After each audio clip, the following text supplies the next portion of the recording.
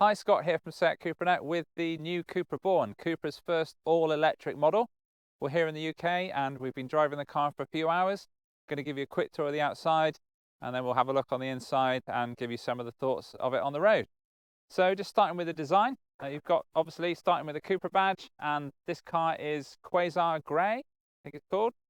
And yeah, I think the colour's really nice. I think the Audi equivalent of this is called Nimbus Grey. So some people like this, some people don't. It's like the kind of unpainted look, but I really like it on this colour. I think it works really well. Obviously got the CUPRA badge, then you've got CUPRA lettering here, which you can see against this gloss black insert here, which I think works really nicely. The lights are nice and narrow, and coming down here you've got these kind of spiky bits and the copper colour that's obviously known for CUPRA now going down there. Obviously this is based on the ID3, the VW, but the nose or the front of the car on the CUPRA is a lot more interesting, I think, if you ask me. So if we come round to the side, have a look at the wheels. These are 20-inch wheels. I think this is the first CUPRA model we've seen. Probably the VZ5 Formentor from memory probably has big wheels like this. These are what are called aero wheels. I don't know if there's the exact name for the wheels, I'll check that, but they've got these plastic bits on, which personally I'm not a fan of. We think they can be removed if you were to take the wheel off and unscrew some bolts. Obviously we would not condone owners to do that. It would probably affect your warranty, but there are different wheels options available. This car is the VZ3, so it's the fully spec'd model of the Born.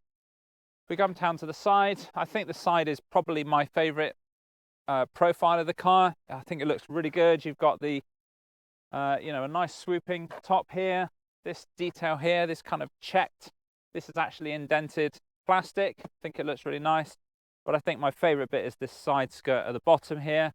Looks really nice and aggressive, and we've got this like raised bit here which really makes it stand out, and in particular on the silver cars they've got here, it really stands out in contrast with the color. Still stands out a bit here, but not quite as much. If we move round to the rear, obviously got details, little details here. If you want to come and have a look, we've got the Born written here. Seen that on the Formentor, they've written Formentor on the lights as well, so just a nice little detail there. You've got a really big rear spoiler that overhangs. I think that's very similar to the ID3.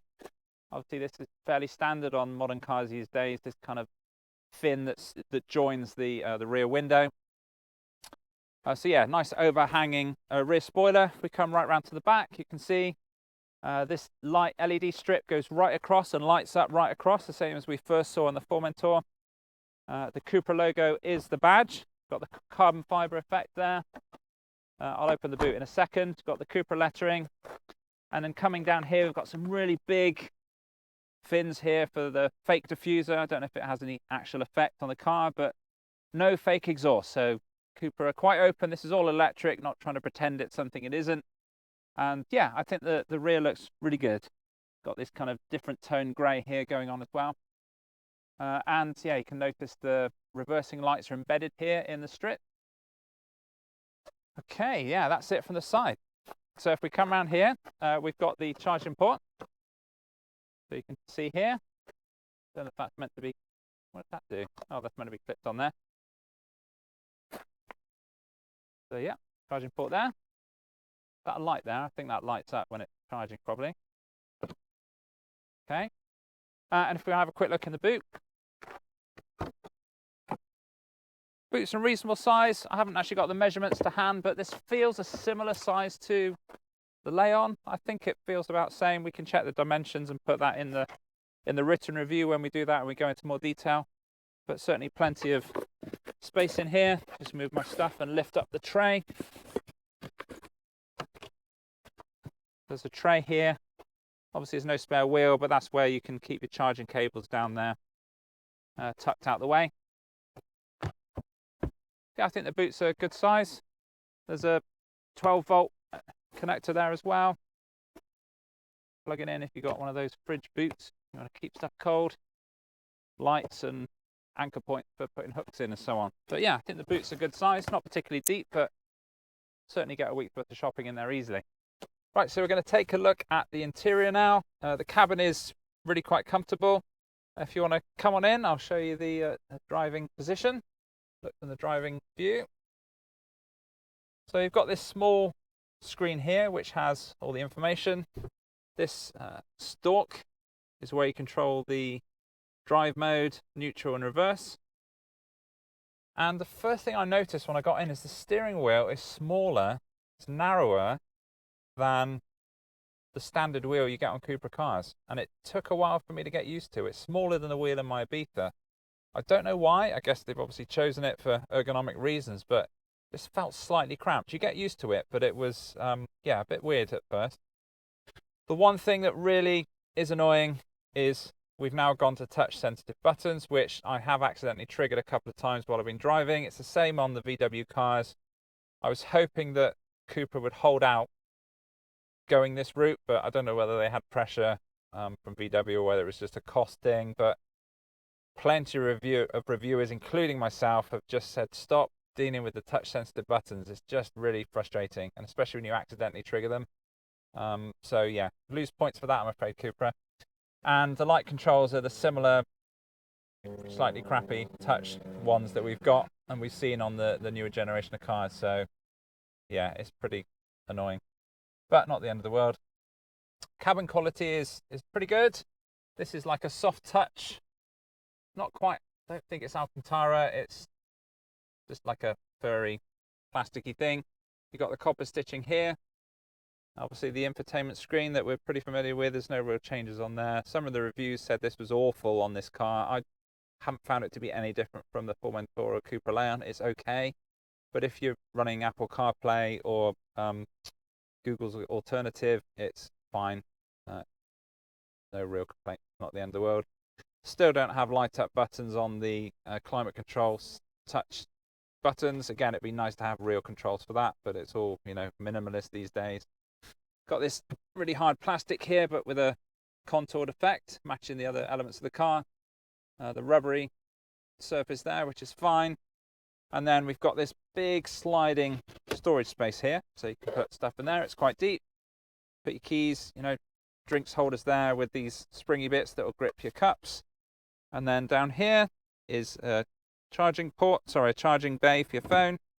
And then you've also got storage in here down in the armrest. So there's quite a lot of storage there.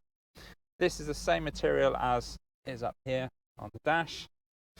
The door trim, the door cards are quite nice. Again, quite hard plastic here. The suede Alcantara, I don't think we're allowed to call it Alcantara, I think it's a brand name. But this, you know, microfibery finish.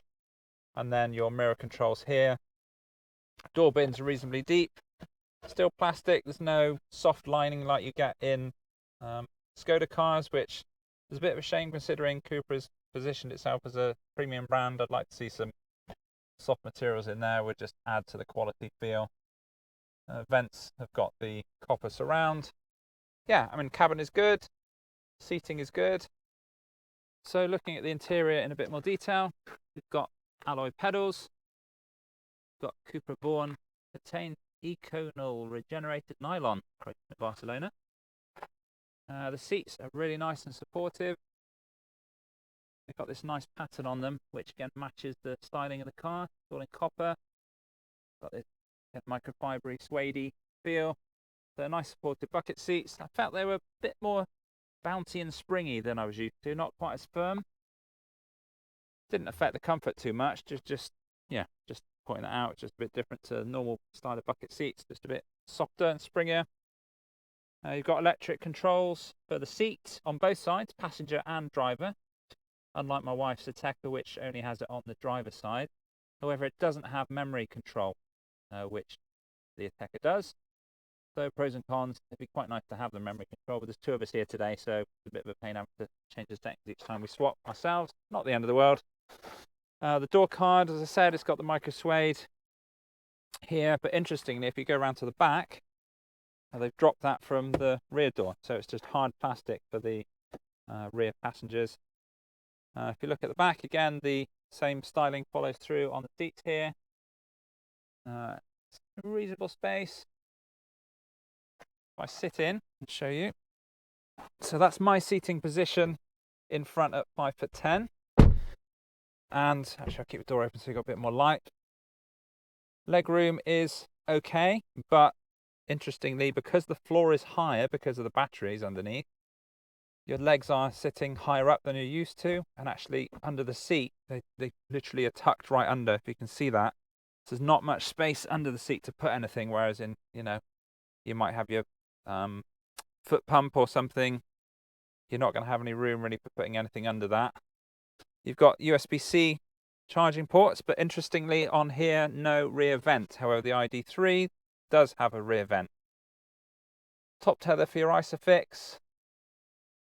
And yeah, it's nice in the back. It's comfortable, but it's really more a two-seater with someone in the middle would have to really squeeze in.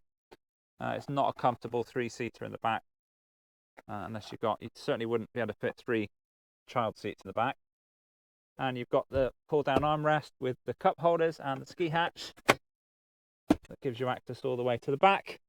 Bit unusual, you can see the pins there for the headrest visible, which I've not really seen that before in a car. And yeah, not too bad in the back. So we're now in the car and got Mark with me from SEAT CUPRA-NET as well. And yeah, we're on the road and just thought we'd give you our thoughts on the car and how it drives and handles. Bit of background, you've got yeah, I've got an ID4 VW ID4 SUV at home, and Model 3 Tesla long range as well as my trusty SEAT Ibiza. It's good to have that comparison. This is the first all-electric car I've ever driven, which is it's not as different as I thought it would be. I've obviously driven the Formentor hybrid and drove that all in all-electric mode for about 10 miles before I realised I needed to flick a switch. But yeah, this is all right. I mean, what's your initial thoughts, Mark, on the? So the inside of it is really similar to a regular internal combustion car engine. It's got a dashboard. It's got steering wheel in the same places, heated controls. Everything feels like it's a fairly easy transition as your sort of first electric car. The road noise is, I would say, better than my Tesla. Maybe not as good as the Volkswagen, but certainly the 204-ish PS engine that we've got in this is plenty quick enough for, I would say, most of the driving. We've probably driven about 100 miles or so today, which is enough to kind of get used to it. It's not a hugely sporty platform. It feels quite engaging in the corners, and you get that from the stiffer suspension, the lower profile tyres. But the fact that you've got a rear engine makes it quite different to the rest of your, rear engine and rear wheel drive is quite different to your regular front wheel drive hot hatches that we've all got used to over the last 20 years or so. I've certainly found it's got enough poke when you're overtaking, and that's the thing that's very different for me, is you put your foot down and it just keeps going from a standstill, rather than, obviously there's no gear changes, there's plenty of power there, plenty enough to get off the line at those lower speeds. It kind of tails out when you get to the higher speeds, doesn't it? But for everyday driving, it's plenty of power. That 30 to 70 bit is really easily done, and you're right, overtaking on single carriageway is quickly dispatched. So yeah, it's good fun. You get the odd bit of tyre squeal out of some tighter corners, and that sort of shows that you've got some movement in the tyres, which is always nice to see. And just a couple of little features, like there's the heads-up display, which took a while to get used to. We fiddled with the settings, didn't we? Because it was really bright at first and quite distracting, and I've never driven a car with that head-up display, but luckily you can move it down and put it in a mode it calls snow, which is just like a paler blue. Yeah, I found it really intense on the 100% and on the white, but you're right, dialing it down, moving it has made that a lot more comfortable. And you'll be able to hear on the video how quiet this is. The only noise we can really hear is a slight rumble from the special Continental tyres and a little bit from the wing mirrors. Other than that, I think they've got that whole NVH, noise, vibration and harshness down really well. It's a quiet place to be. Yeah, and when we're at speed on the motor, I noticed there's a slight whistle, which I thought was wind noise at first, but you said that's actually the motor. Yeah, just spinning up to speed. So what's interesting is there's no synthetic sound in the cabin that we found, even in performance mode, which I was really surprised at, because as we know, it's in all the other CUPRA models. There's the synthetic noise that is, you know, pumped through the speakers and is a bit louder on when you're in CUPRA mode. I'm wondering whether they'll put that on the EcoBoost. Is it EcoBoost or the Boost model of the eBoost model of this car, which they don't have here today, unfortunately. So that'll be coming in a few months' time. Whether they'll do something there, but the only synthetic sound is the external sound you hear if you know, you're driving at those lower speeds. There's leg room. I'm 6 foot tall, you know, reasonably built, and I'm comfortable in the seat, so I can, you know, have enough leg room here, and I can sit behind myself. Just as we pull out onto the dual carriageway here. So yeah, so I'll do a bit of acceleration in a second.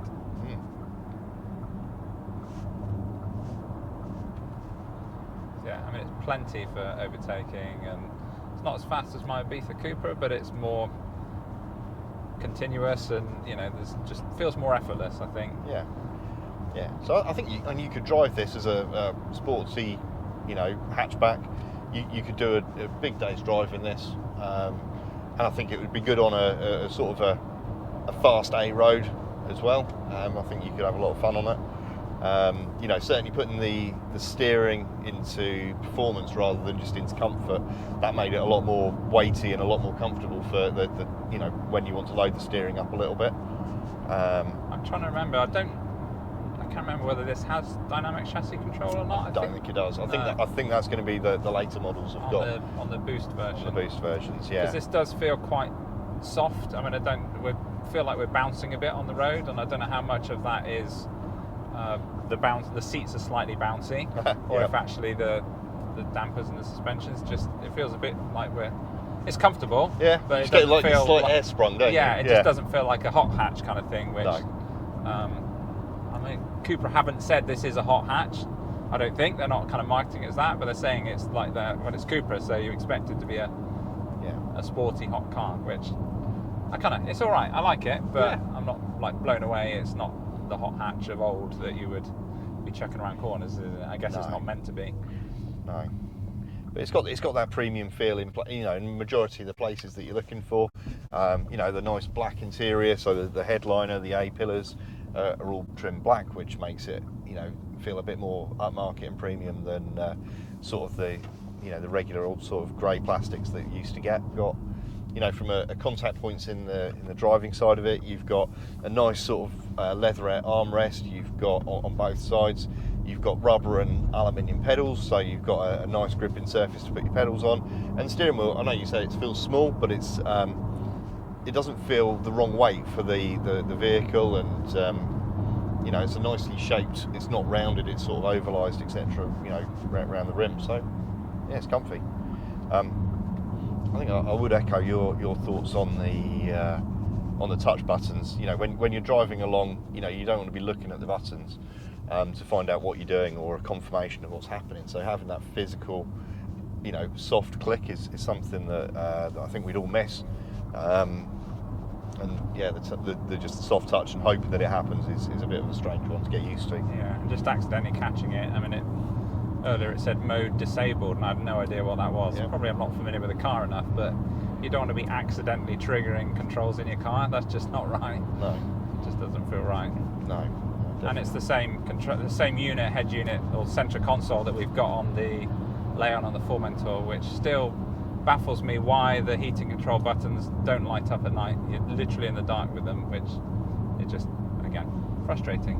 I'm hoping that Cupra will get the feedback from, and it's not just Cupra, to be fair, VW Group cars and others have taken that route for whatever reason, cost saving. It's just, I think it's driver hostile. Some of the things, you know, it needs to be tactile. You don't need to be able to look at stuff to control it. I know every video these days seems to moan about it, but it is, you know, frustrating. Yeah, so, you know, when you're on a long drive, you just want to be able to just be automatic with what you're doing. You don't need to think too hard. You definitely don't want to be going, you know, two menus deep into the vehicle to change anything or do anything. So yeah, I think that's an important reflection. And what are your thoughts on things like the range and the battery? You probably know a lot more about that than me in terms of. Yeah, I think on a fairly warm day, like, you know, it's not super hot today. We're at like 13 degrees, so the battery range has been hit a little bit. We've probably been driving it a little bit more heavy-footed, but yeah, we're at 55% at the moment. yeah. So you know, we're looking probably only really going to get 200 miles range out of the Born today if we were driving it all day long. Is that okay? I know I do a lot of long distance driving, and typically I'll find I'll need to stop and charge up my vehicle in a few points if I'm driving for a whole day. I always just take the opportunity to grab a coffee, stick a few electrons of charge in, and off I go. And it's no different. This one charges up a lot quicker than our first electric car did. So this charges at about 125 kilowatts. So you'd get probably 60-70 miles charge in 6 or 7 minutes. You know, that's so amazing, really. That's a quick stop at a service station if they've got the infrastructure to obviously do it. That's if you're it. on a motorway journey. Yeah, I mean, you know, we were really lucky today. We've been based out of one of the first big charging stations called GridServe in Braintree in Essex, and around here they're really not served by an awful lot of electric chargers. But here, I think GridServe have got 16 rapid chargers. There is 8 Tesla chargers here as well. So, you know, people can come in, plug in, go use the bathroom. Which I think is free. They got a little Costa as well. Little shop. Yeah, little Costa. Yeah. I think there's a Smith's, and you know, we're not sponsoring them, by the way. No. No. You know, and the cost of it per unit is probably about, I think it was 49 pence per kilowatt hour. I think they had up on the screen, which is probably about 20 pence per unit more than you're going to pay on your home domestic charger. Roughly from our cars, it costs us about 5 pence a mile to drive.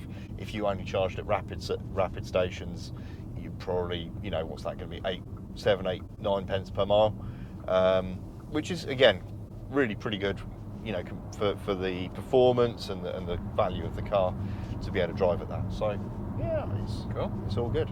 Right. So overall, we're impressed with the car, aren't we? Yeah.